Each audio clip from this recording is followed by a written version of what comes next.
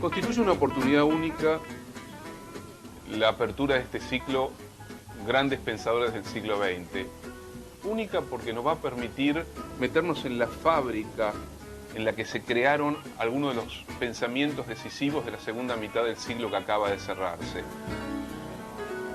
Vamos a escuchar a Claude Lévi-Strauss, a Jacques Lacan, a Michel Foucault, a Pierre Bourdieu, a Cornelius Castoriadis, entre otros, a Hannah Arendt, que nos van a permitir viajar por los mundos del psicoanálisis, la filosofía, la etnología, la ciencia de la naturaleza, la problemática más profunda de la vida, del lenguaje, de la política.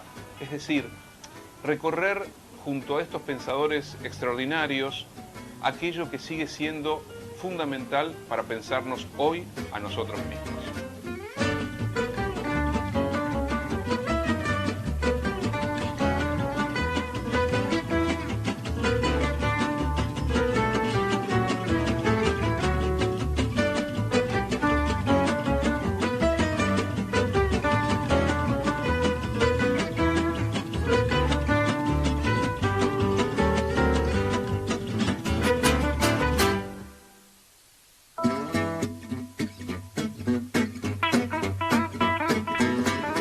Hoy vamos a tener una oportunidad quizás única y más que interesante de escuchar y de ver una entrevista a una pensadora clave y decisiva del siglo XX que fue Hannah Arendt. Digo clave y decisiva porque atravesó las vicisitudes del exilio, pudo de algún modo dar testimonio de aquello que marcó hondamente a nuestro siglo. Un siglo vivido por Hannah Arendt como el siglo de los exilios, de las persecuciones, de los campos de concentración y básicamente marcado por la experiencia totalitaria. Cruzado, atormentado el siglo XX por esos sistemas políticos que nacidos en la noche de la historia, en la usina en donde se producen a veces los peores modos de la experiencia humana, se desplegaron como modelos dominantes en la Europa de esa primera parte del siglo XX. Y Hannah Arendt no simplemente fue un testigo, alguien que sufrió la persecución, se tuvo que exiliar de Alemania en el año 33, vivió en París, en esa París de los años 30, del Frente Popular de Léon Blum. Allí se reencontró con viejas amistades como Walter Benjamin, comenzó a desarrollar parte de su indagación y de su reflexión en torno a los nuevos sistemas políticos, pero también sintió la melancolía por haber abandonado Alemania, incluso esa patria que para ella era la patria de la lengua materna, que en su caso era la lengua alemana. Había dejado atrás una carrera promisoria, una relación tumultuosa, tormentosa y amorosa y complicada con el gran filósofo alemán de aquellos años que fue Martin Heidegger, que después haría una opción próxima al nacionalsocialismo y que entre otras cosas atormentó también la vida de Arendt. Una relación de amistad también con otro de los pensadores decisivos de esa época que fue Karl Jaspers.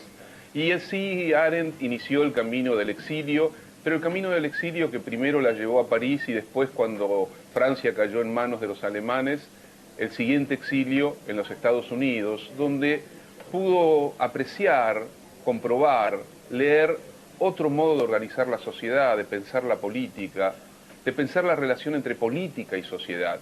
Y Arendt inició no solo, ahora sí, el trabajo meticuloso de reflexión sobre los totalitarismos, básicamente pensó, indagó el nacionalsocialismo y también el estalinismo, es decir, no solamente el totalitarismo de raíz fascista, sino el proceso a través del cual una sociedad que había prometido la igualdad, la libertad, que había nacido de los ideales socialistas, había terminado construyendo también un sistema de opresión y de falta de libertades.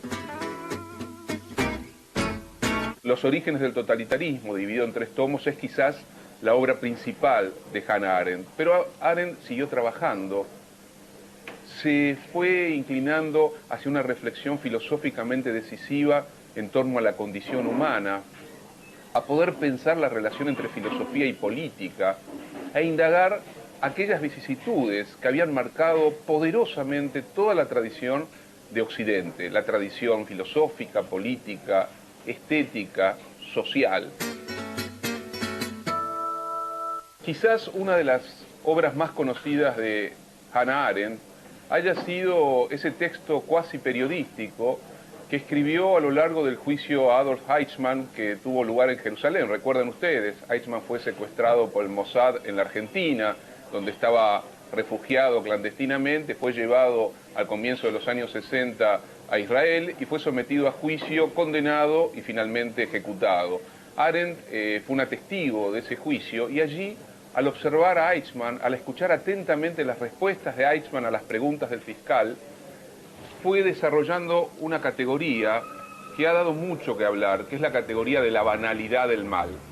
Ya no pensar en el mal absoluto, en el mal demoníaco, en el mal diabólico, sino pensar en ese mal que surge de lo cotidiano, de lo burocrático, el mal desplegado por un funcionario, incluso por alguien que puede ser un buen padre de familia, que por la mañana puede escuchar a Bach y después salir, entre comillas, a su trabajo, donde está planificando la aniquilación de millones de seres humanos. Eichmann, en la mirada de Hannah Arendt, era un hombre banal, un hombre común y corriente, y el mal se volvía ordinario. Quizás la tragedia, la enorme perplejidad de nuestra época, es que hombres y mujeres comunes y corrientes pueden quedar aprisionados en esta dinámica de la banalidad y ser parte de una lógica del prejuicio, de la criminalidad y de la represión. Por eso ese texto de Arendt, Eichmann en Jerusalén, sigue siendo un texto para pensarnos a nosotros mismos. ¿Por qué no pensar la Argentina de los años 70 y fundamentalmente la Argentina bajo la dictadura de Videla, donde muchísima gente podía mirar lo que estaba pasando sin sentirse responsable, donde incluso también, ¿por qué no imaginar que las formas de la banalidad van desplegándose y van carcomiendo y devorándose la moral de una sociedad? Fue una categoría muy discutida, muy polémica, para algunos implicaba rebajar la densidad del horror nazi, el horror de Auschwitz, el horror del exterminio. Para otros implicó la sutileza de una pensadora que lograba tomar el alma pervertida del siglo XX, el alma oscura de una parte de la humanidad que está muchas veces disponible para ser parte de experiencias, de proyectos y de modelos de destrucción de la vida misma. Arendt, digo, insisto, fue una pensadora sutil, formada en aquella tradición de las universidades alemanas de principios del siglo XX. Escucharla es en parte escuchar la reflexión de alguien que atravesó los exilios y que experimentó en carne propia lo que significa ser un paria, una apátrida, alguien que pierde derechos, nacionalidad y que sin embargo sigue insistiendo para pensar intensa y críticamente el mundo contemporáneo. Los invito entonces a escuchar la entrevista.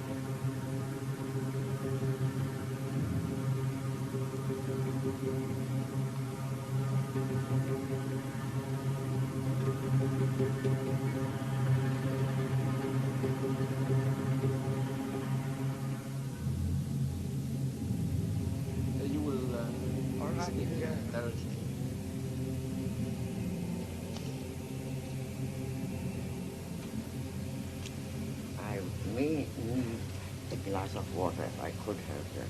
Yeah? Yes. Yeah.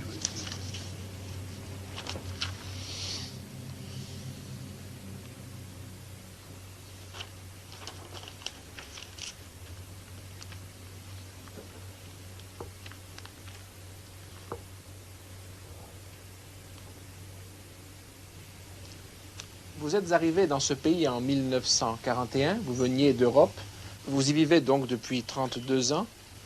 Quand vous arrivez en Europe, quelle est votre impression dominante?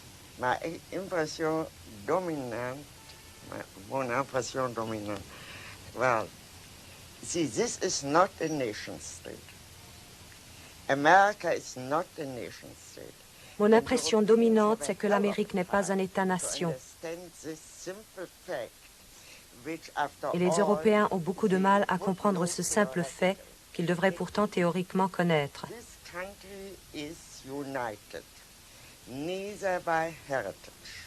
Ce pays n'est uni ni par un héritage, ni par des souvenirs, ni par le sol, ni par la langue, ni par une origine identique.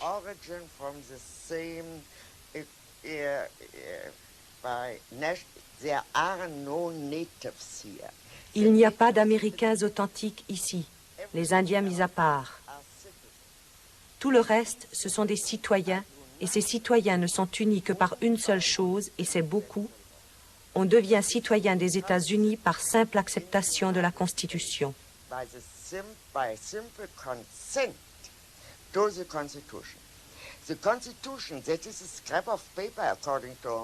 La Constitution, du point de vue français ou allemand, n'est qu'un morceau de papier. On peut la modifier. Mais ici, c'est un document sacré. C'est le souvenir constant d'un acte unique et sacré. L'acte de fondation des États-Unis. La fondation a consisté à réunir en un tout des minorités ethniques et des régions entièrement disparates, sans pour autant niveler et faire disparaître ces différences.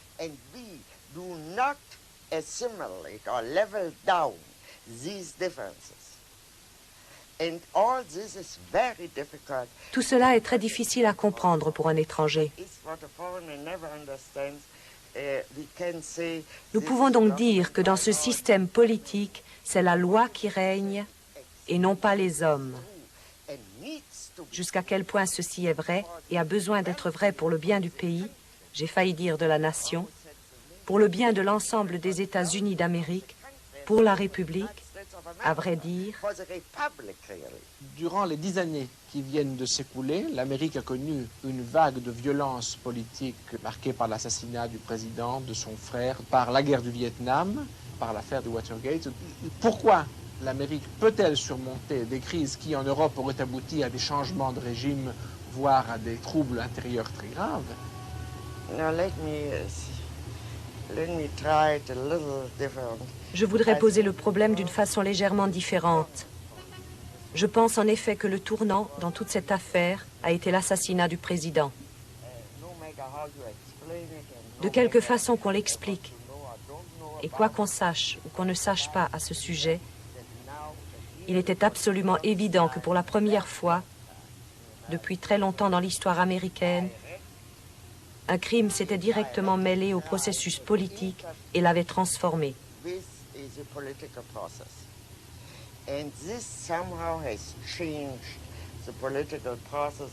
Vous savez que d'autres assassinats ont suivi.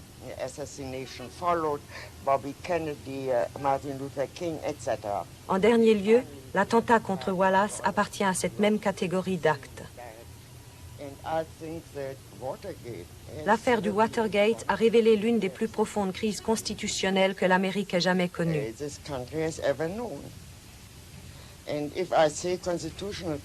Et quand je dis crise constitutionnelle, c'est beaucoup plus important ici qu'en France.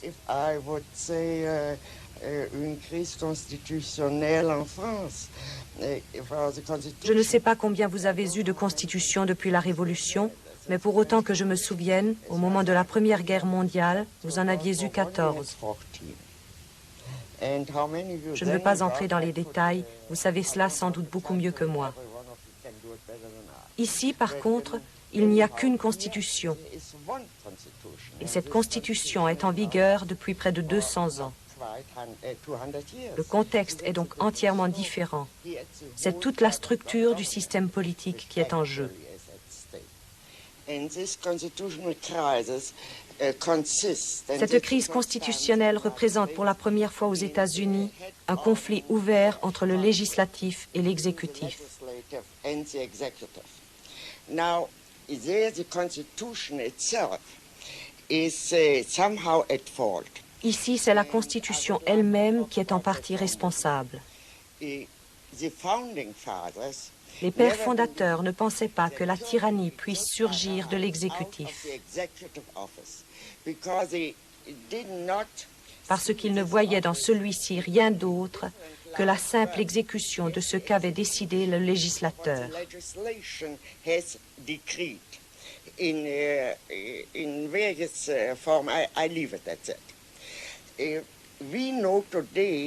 Nous savons aujourd'hui que le plus grand danger de tyrannie vient de l'exécutif.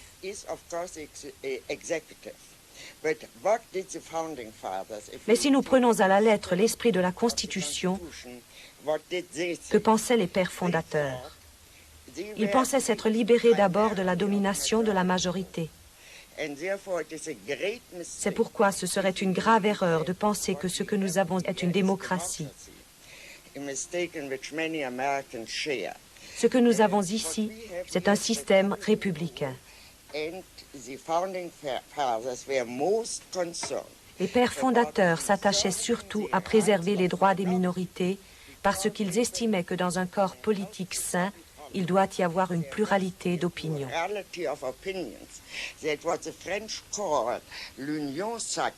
Ce que les Français appellent l'union sacrée était précisément pour eux ce dont il ne fallait pas.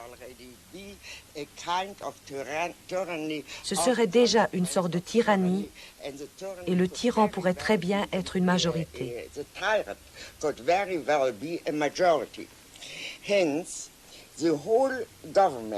Par conséquent, le système politique tout entier est organisé de telle façon que même après la victoire de la majorité, il y a toujours une opposition. Cette opposition est nécessaire car elle représente les opinions légitimes d'une ou de plusieurs minorités.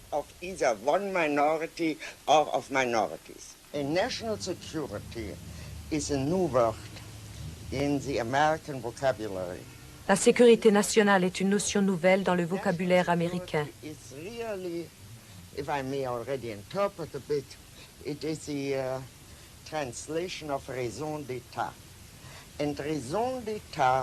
Cette notion de raison d'État n'a jamais joué aucun rôle en Amérique.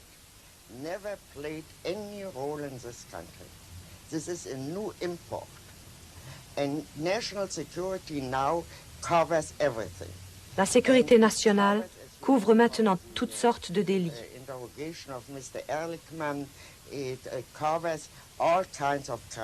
Par exemple, le président a tous les droits.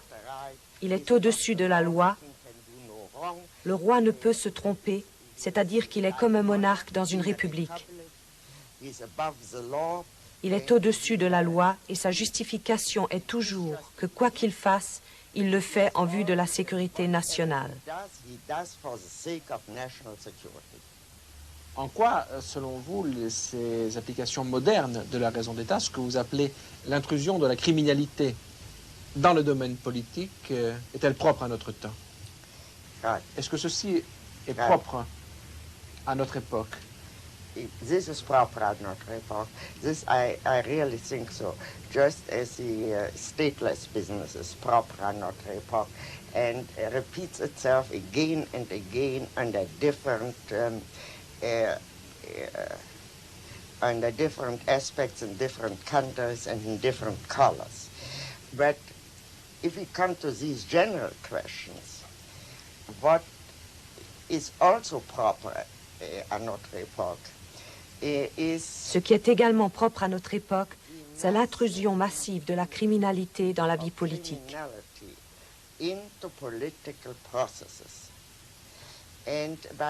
veux parler ici de quelque chose qui dépasse de loin ces crimes, que l'on cherche toujours à justifier par la raison d'État, en prétextant que ce sont des exceptions à la règle.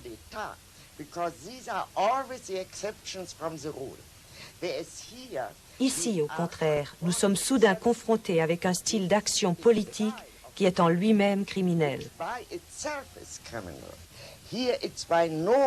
Ce n'est plus une exception à la règle. Ils ne disent pas « nous sommes dans une situation d'une telle urgence qu'il nous faut brancher tout le monde sur une table d'écoute ».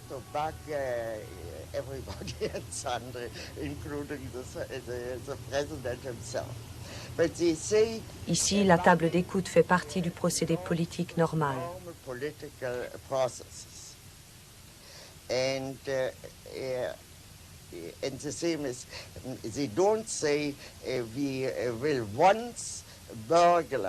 Ils ne disent pas non plus « nous cambriolons exceptionnellement les bureaux d'un psychiatre et nous ne le ferons jamais plus ». Absolument pas. Ils affirment au contraire qu'une telle effraction est absolument légitime. Cette affaire de sécurité nationale provient directement de la notion de raison d'État. Cette notion de sécurité nationale que l'on invoque est directement importée d'Europe centrale. Bien sûr, les Allemands, les Français et les Italiens la reconnaissent comme entièrement justifiée parce qu'ils ont toujours vécu sous cette règle. Mais c'était précisément l'héritage européen que la révolution américaine avait l'intention de briser.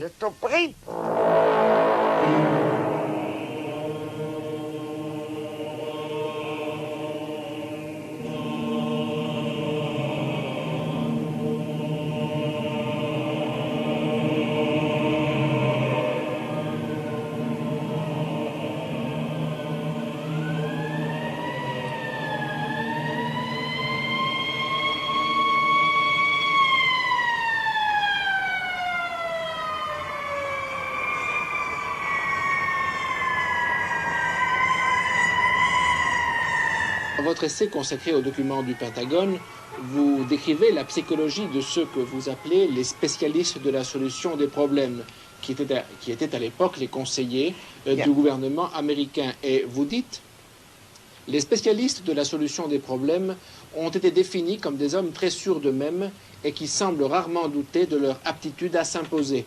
Ils ne se contentaient pas de faire preuve d'intelligence, mais se targuaient en même temps de leur rationalisme, de leur amour de la théorie, de l'univers purement intellectuel, leur faisant rejeter tout sentimentalisme à un point assez effrayant. Et vous ajoutez... May I interrupt you here? I think that's enough. See, I have a very good example. Dans les documents du Pentagone, il y a un très bon exemple de cette mentalité scientifique envahissante. Which finally overwhelms all other insights. Vous connaissez la théorie des dominos, qui était la théorie officielle tout au long de la guerre froide de 1950 à 1969.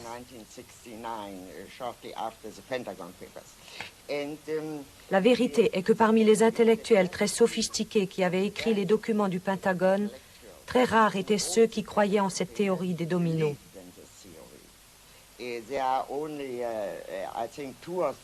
Au plus haut poste du gouvernement, il n'y avait que 2 ou 3 personnes qui y croyaient vraiment. Et ce n'était pas exactement parmi les plus intelligents.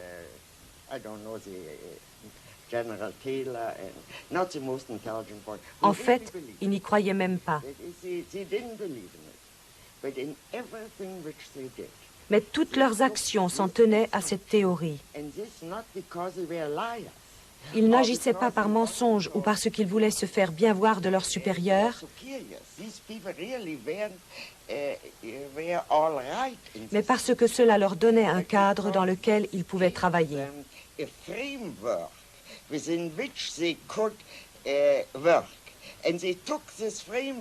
Ils avaient adopté ce cadre tout en sachant qu'il était en contradiction avec les événements et les analyses qui leur prouvaient chaque matin que ce point de vue était tout simplement faux.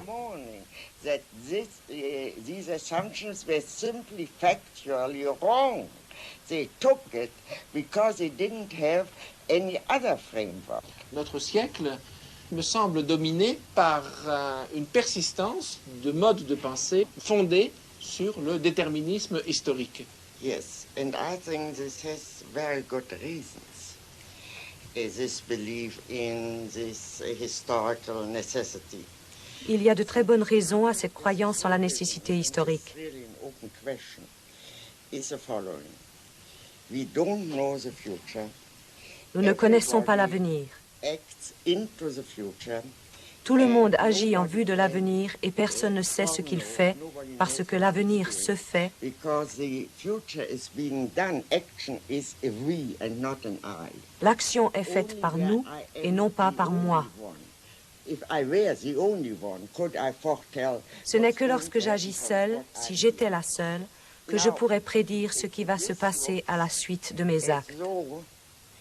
Il semble donc que ce qui s'est vraiment passé soit entièrement du domaine de la contingence, et de fait, la contingence est l'un des plus grands facteurs de l'histoire.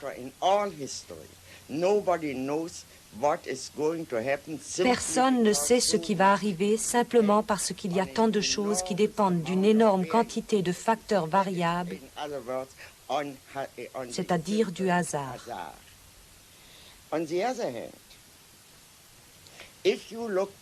Par contre, si l'on regarde l'histoire, rétrospectivement, on peut dire que l'histoire est logique.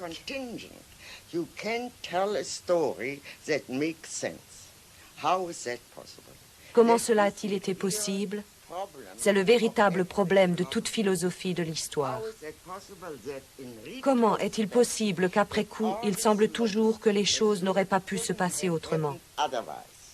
All the variables have disappeared and reality is of such an overwhelming La réalité a un impact si puissant que nous ne pouvons pas prendre la peine d'envisager une variété infinie de possibilités. Infinite variety of perhaps possibilities. Mais si nos contemporains conservent leur attachement à des modes de pensée déterministes, malgré les démentis de l'histoire, serait-ce, d'après vous, parce qu'ils ont peur de la liberté? Yeah, sure. Parce qu'ils ont peur de l'imprévu? Rightly so. Only they don't say it. Mais ils ne le disent pas. One could immediately start. S'ils le disaient, on pourrait immédiatement ouvrir le débat. Only would say, Si seulement ils disaient « Nous avons peur », par exemple. Nous avons peur d'avoir peur. C'est l'une des principales motivations. Mais nous avons peur de la liberté. Est-ce que vous imaginez en Europe un ministre, voyant sa politique sur le point d'échouer, commander à une équipe d'experts extérieurs à l'administration une étude dont le but serait de savoir les décisions extérieurs de l'administration? They were taken from everywhere. And also from... C'est cela, mais également avec des personnes extérieures à l'administration. Est-ce que donc vous imaginez un ministre européen dans la même situation commander une telle étude pour savoir comment cela est arrivé? Of course not. Pourquoi? Because of reason of state. À cause de la raison d'État. You know, he would have felt that he would have started immediately. Il aurait immédiatement commencé à dissimuler ses erreurs. The McNamara attitude. L'attitude de McNamara a été différente. J'ai cité au début de mon essai sur les documents du Pentagone l'un de ses propos. Ce n'est pas un très joli spectacle que de voir la première des superpuissances tuer ou blesser chaque semaine des milliers de non-combattants. Comment en sommes-nous arrivés là? C'est là une attitude américaine et cela montre que la situation était encore saine parce qu'il y avait encore un McNamara qui voulait en tirer un enseignement.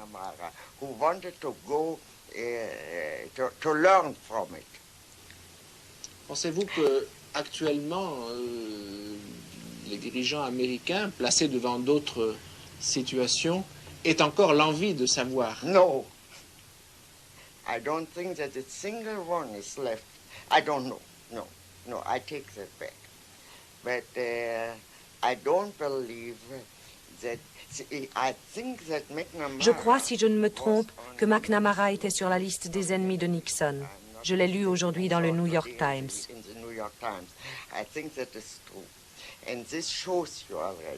Cela vous montre déjà que toute cette attitude n'existe plus dans la vie politique américaine au niveau le plus élevé.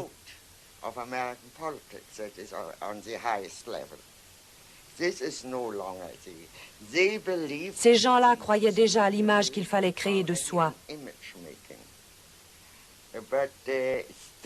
Mais en se disant, pourquoi n'avons-nous pas réussi à nous créer une image? Et on pourrait dire qu'il ne s'agissait que d'images.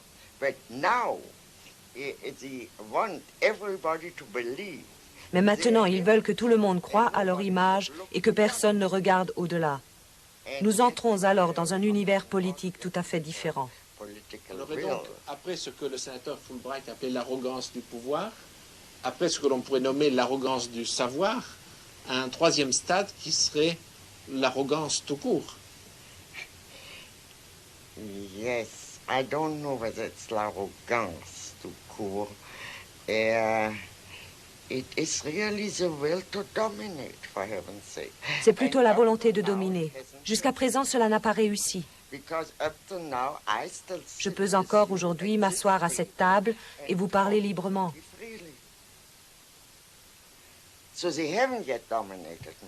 Donc ils ne m'ont pas encore dominé et je n'ai pas peur. J'ai peut-être tort. Je me sens parfaitement libre dans ce pays. Morgenthau a appelé toute l'entreprise de Nixon la révolution avortée. Nous ne savons pas encore si elle a avorté. Il a peut-être dit cela de façon prématurée, mais on peut certainement dire une chose, elle n'a pas non plus été couronnée de succès. Et ce qui menace à notre époque, c'est l'idée que les buts de la politique sont illimités. Le libéralisme, tout de même, repose, je crois, sur l'idée que la politique a des objectifs limités. Est-ce qu'à notre époque, l'arrivée au pouvoir d'hommes, de mouvements qui s'assignent des objectifs illimités n'est pas la plus grande menace? J'espère que je ne vous choquerai pas si je vous dis que je ne suis pas du tout sûre d'être une libérale. Je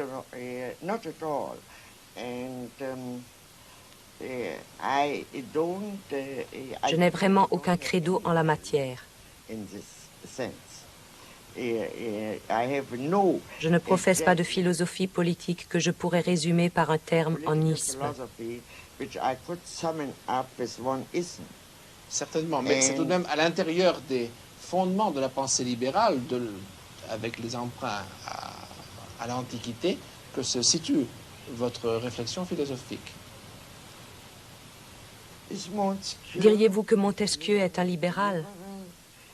Would you say that, I mean, all the people whom I take into account throughout the Middle Age, I mean, moi je me sers où je peux.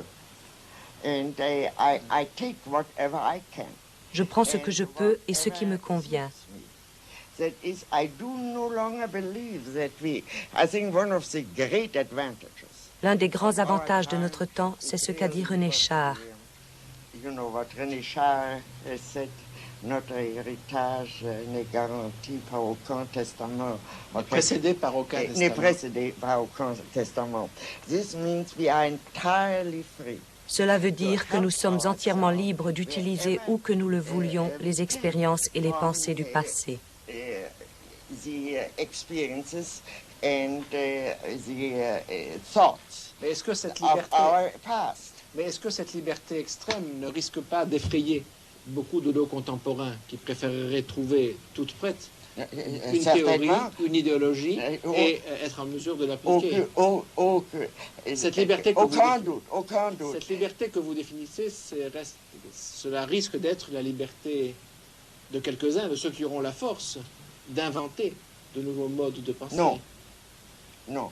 It rests only on a conviction.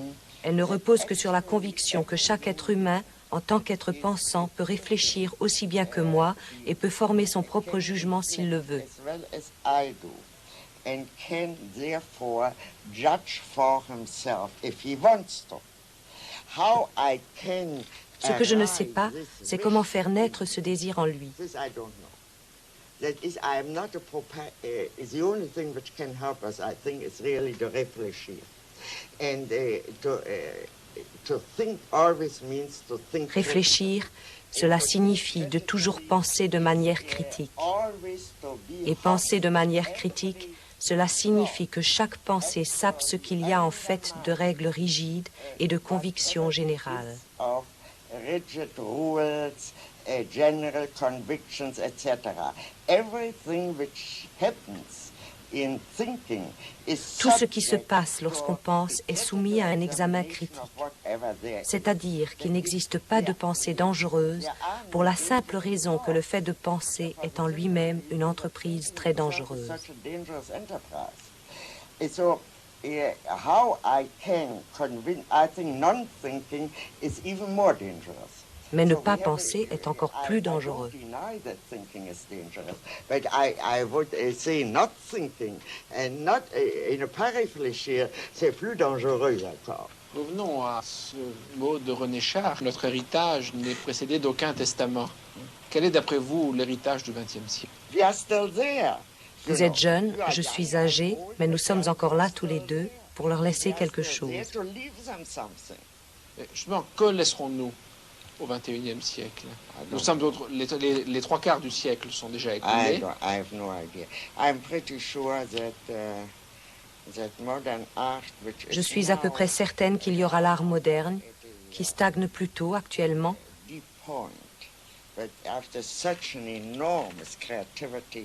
Mais après la grande créativité des 40 premières années de ce siècle, notamment en France, il est naturel qu'il se produise un certain épuisement.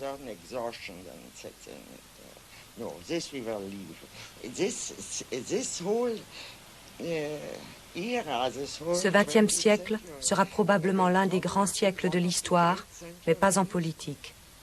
Parliez de... Et l'Amérique?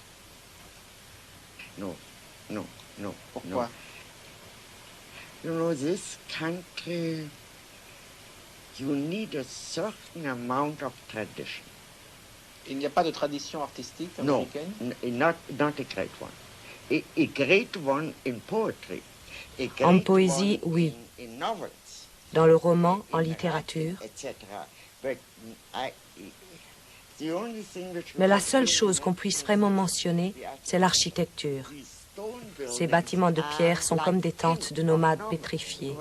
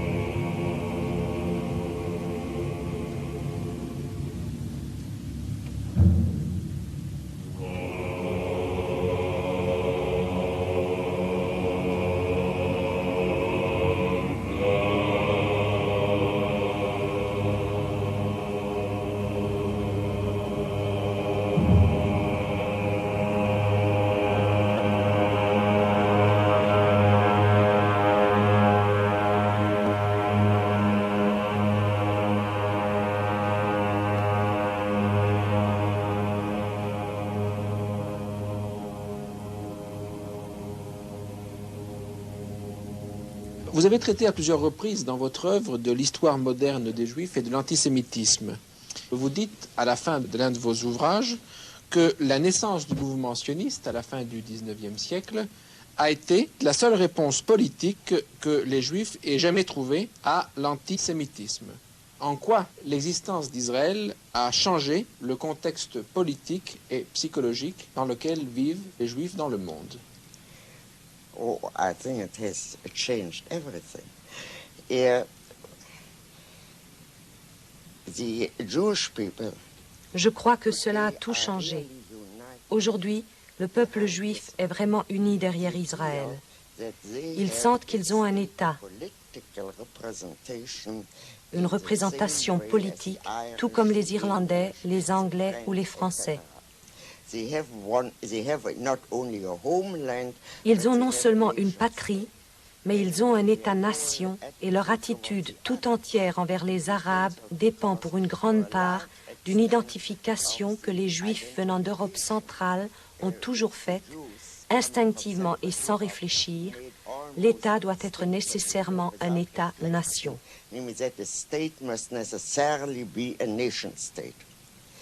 Now, this has, that is the whole relationship between diaspora and Israel. Les relations entre la diaspora et Israël, ou ce qui antérieurement était la Palestine, ont changé parce qu'Israël n'est plus simplement un refuge pour Juifs polonais.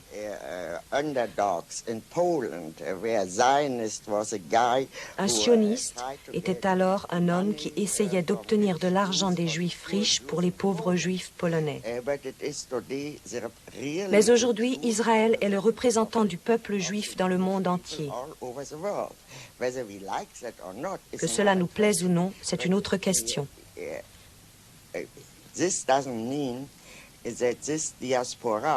Cela ne signifie pas que le judaïsme de la diaspora doit toujours être du même avis que le gouvernement israélien. Ce n'est pas une question de gouvernement, c'est une question d'État. Tant que cet État existera, il sera évidemment ce qui nous représente aux yeux du monde. Justement, un auteur français, Georges Friedman, a écrit il y a une dizaine d'années un livre intitulé « Fin du peuple juif », point d'interrogation, où il concluait qu'à l'avenir, il y aurait d'un côté un nouvel État-nation israélienne et de l'autre côté, dans les pays de la diaspora, des Juifs qui s'assimileraient et perdraient peu à peu leurs caractéristiques propres. Cette hypothèse sounds very plausible, and I think it's quite wrong. Cette hypothèse semble très plausible et je crois qu'elle est tout à fait fausse. Dans l'Antiquité, lorsque l'État juif existait encore, il y avait déjà une grande diaspora juive. Au cours des siècles, à travers un très grand nombre de formes différentes de gouvernement et d'État, les Juifs, le seul peuple de l'Antiquité qui ait survécu à travers les millénaires, n'ont jamais été assimilés.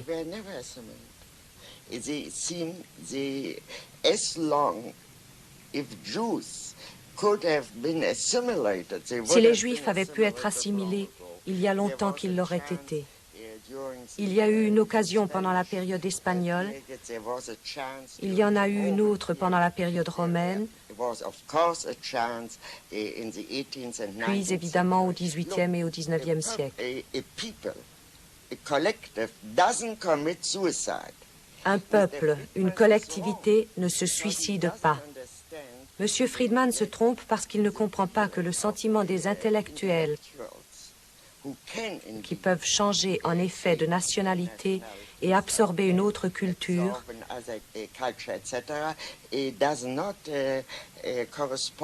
ne correspond pas au sentiment du peuple dans son ensemble et particulièrement pas à celui d'un peuple qui a été créé par des lois que nous connaissons.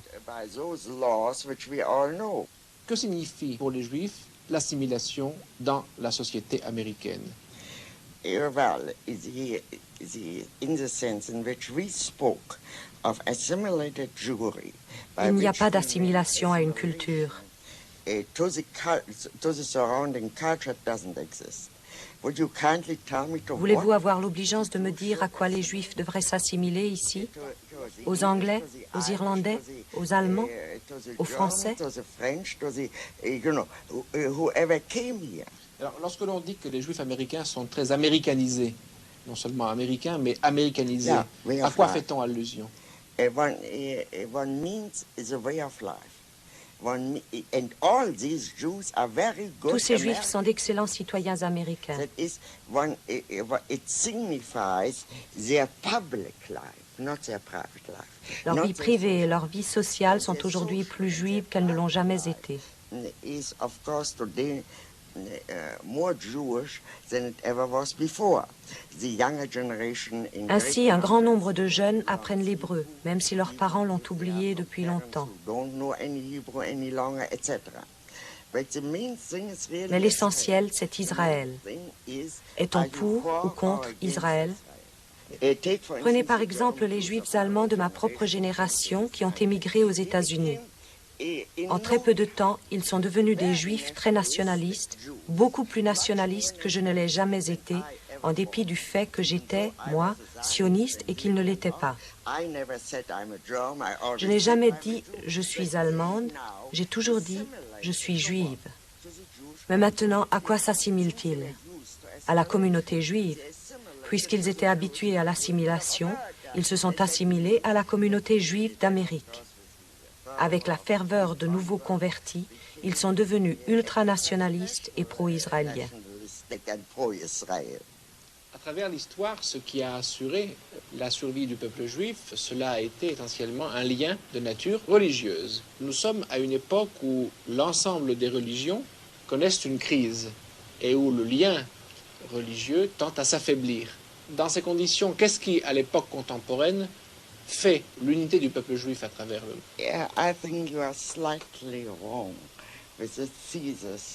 Je crois qu'ici, vous vous trompez légèrement. Lorsque vous dites religion, vous pensez évidemment à la religion chrétienne qui est un credo, une croyance, une foi.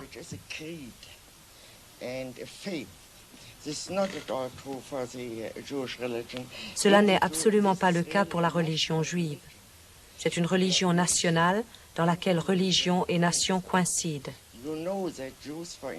Vous savez que les Juifs, par exemple, ne reconnaissent pas le baptême des Juifs convertis au christianisme. Tout se passe comme si cet acte n'existait pas. D'après la loi juive, un Juif reste toujours Juif.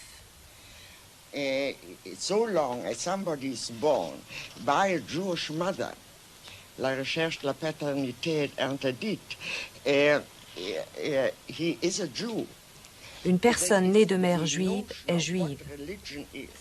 La notion de religion est complètement différente. Il s'agit beaucoup plus d'un mode de vie que d'une religion dans le sens particulier et spécifique de la religion chrétienne.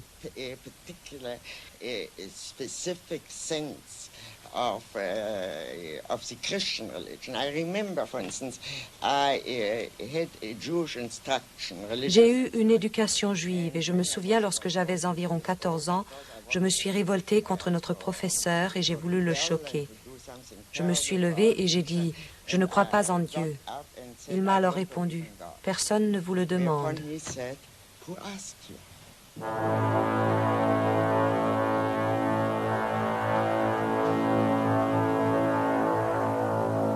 Votre premier livre, publié en 1951, a pour titre « Les origines du totalitarisme ». Dans ce livre, vous avez voulu non seulement décrire un phénomène, mais aussi l'expliquer. D'où cette question, qu'est-ce pour vous que le totalitarisme? Oui, enfin, let me start with making certain distinctions. Je voudrais commencer par faire certaines distinctions sur lesquelles tout le monde n'est pas d'accord. Tout d'abord, une dictature totalitaire n'est ni une simple dictature, ni une simple tyrannie.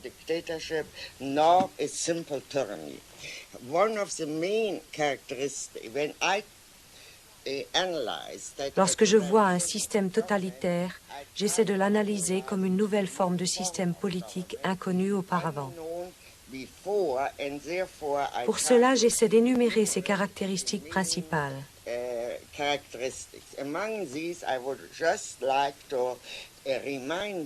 Parmi celles-ci, je voudrais vous en rappeler une qui est entièrement absente actuellement de toutes les tyrannies.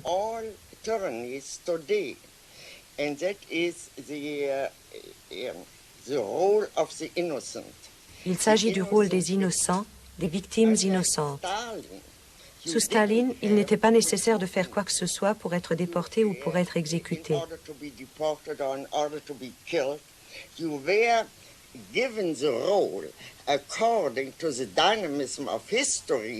La dynamique de l'histoire attribuait un rôle à cette victime et elle devait jouer ce rôle, quoi qu'elle ait fait par ailleurs.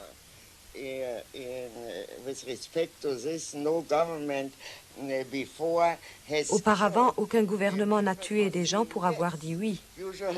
Généralement, un gouvernement ou un tyran tuait les gens parce qu'ils disaient non.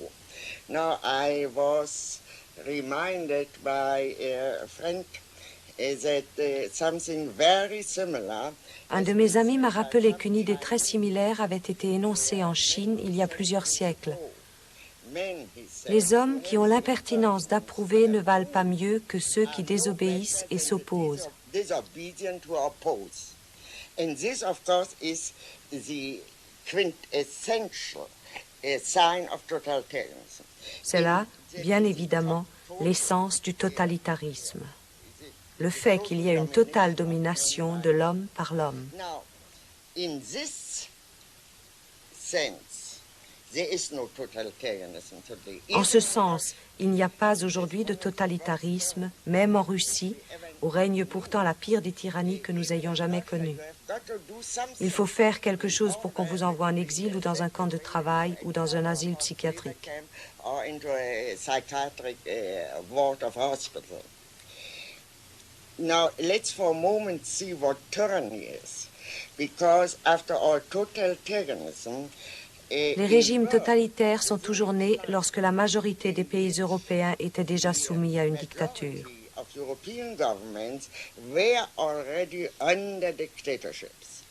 Dictatorships, if we take them in the original sense. La dictature, dans le sens original du concept et du mot, n'est pas une tyrannie, c'est une suspension temporaire des lois en cas d'urgence, généralement pendant une guerre ou une guerre civile.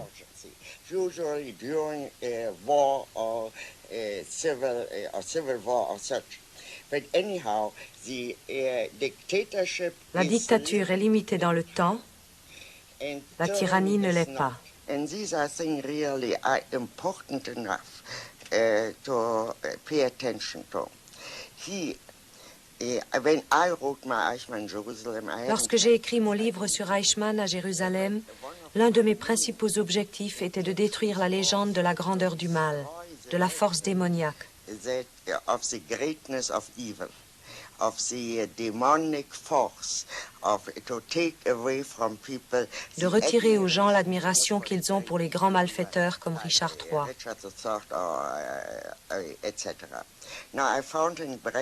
J'ai trouvé dans Brecht la réflexion suivante. Les grands criminels politiques doivent à tout prix être mis à nu et surtout être livrés au ridicule.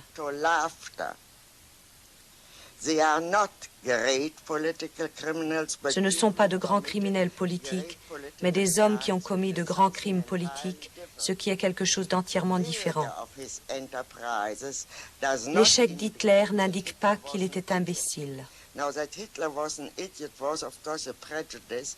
Le fait qu'Hitler était un imbécile était une idée courante et fausse dans toute l'opposition avant qu'il ne prenne le pouvoir.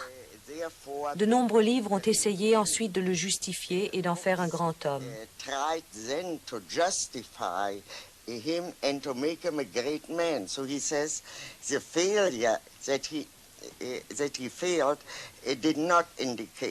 Le fait qu'il ait échoué n'indique pas qu'Hitler était un imbécile et l'envergure de ses entreprises n'en fait pas un grand homme. Ce n'est ni l'un ni l'autre, c'est-à-dire que toute cette notion de grandeur n'a pas d'application. Si les classes dirigeantes, dit Brecht, permettent à un petit escroc de devenir un grand escroc, il n'a pas droit à une position privilégiée dans l'histoire. C'est-à-dire que le fait qu'il devienne un grand escroc et que ce qu'il fait a des conséquences graves ne le grandit pas. Puis il dit, sur un plan général et de façon abrupte, on peut dire que la tragédie traite des souffrances de l'humanité d'une façon moins sérieuse que la comédie. Ceci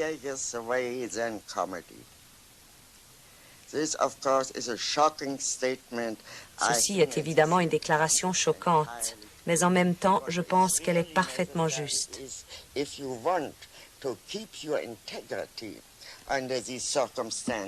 Si l'on veut garder son intégrité en de telles circonstances, on ne peut le faire que si l'on se souvient, quoi qu'il fasse, et même s'il a tué 10 millions de personnes, ce n'est qu'un clown. Lorsque vous avez publié votre livre sur le procès Eichmann, Cet ouvrage a provoqué des réactions très violentes. Pourquoi cette réaction? Well, as I said before, this controversy was partly caused. Cette controverse était due en partie au fait que j'avais attaqué la bureaucratie. And if you attack a bureaucracy, Si l'on attaque une bureaucratie, il faut s'attendre à ce qu'elle se défende, qu'elle vous attaque, qu'elle essaie de vous rendre la vie impossible. try to make you impossible and everything which goes with it. That is more or less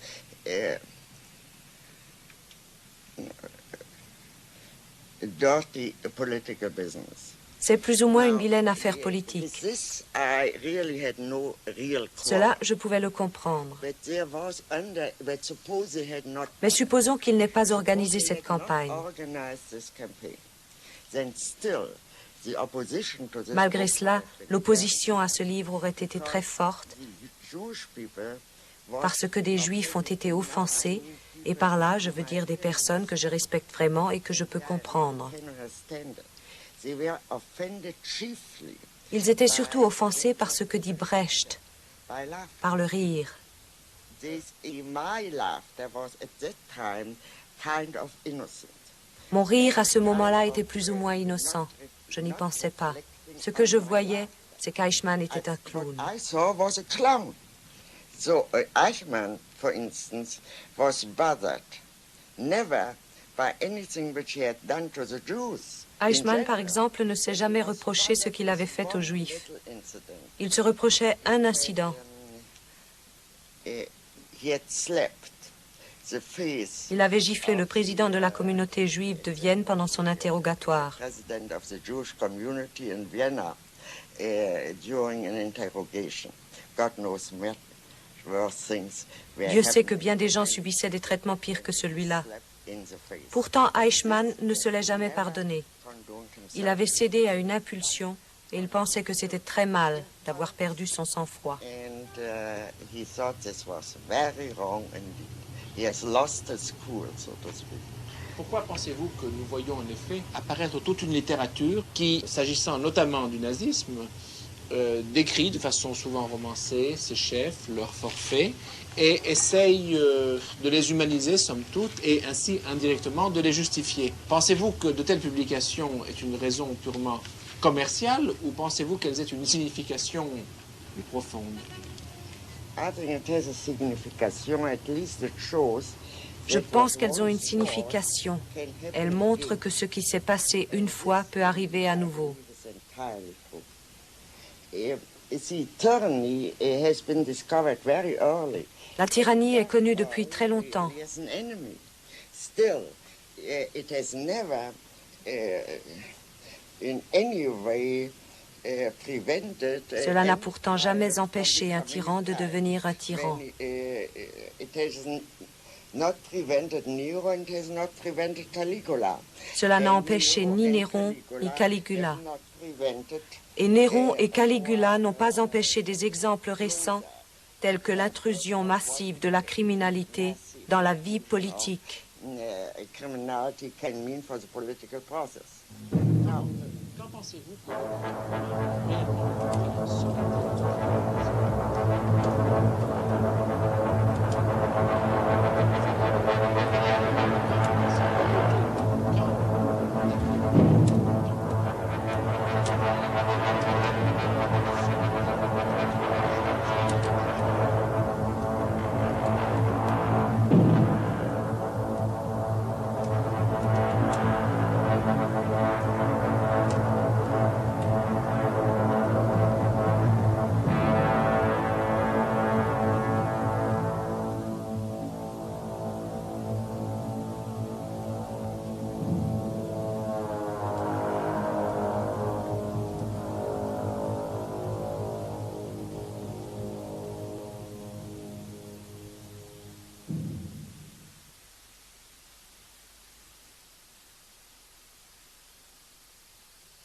Tuvimos la oportunidad de escuchar a Hannah Arendt en el año previo a su muerte, en 1974, en su oficina de la New School, y ahí vimos de qué manera Arendt fue atravesando los problemas cruciales del siglo XX, y que no solo había sufrido las vicisitudes trágicas del exiliado, del paria, de aquel alemán de origen judío que tuvo que elegir el camino del exilio cuando pudo para eludir la maquinaria de la muerte inaugurada por los nazis, sino que también Hannah Arendt había recorrido con intensidad la historia del pensamiento filosófico de Occidente, indagando sobre el amor, sobre la política, indagando sobre los modos de conocer, sobre la condición humana. Vivió parte de su infancia y adolescencia en Königsberg, la ciudad de Kant, por lo tanto se empapó, podríamos decirlo así, de la gran tradición de la filosofía ilustrada alemana, pero también tuvo una relación, les contaba, intensa y compleja con Martin Heidegger, el lado oscuro, podríamos decirlo también, del pensamiento filosófico alemán comparado en este sentido con Kant.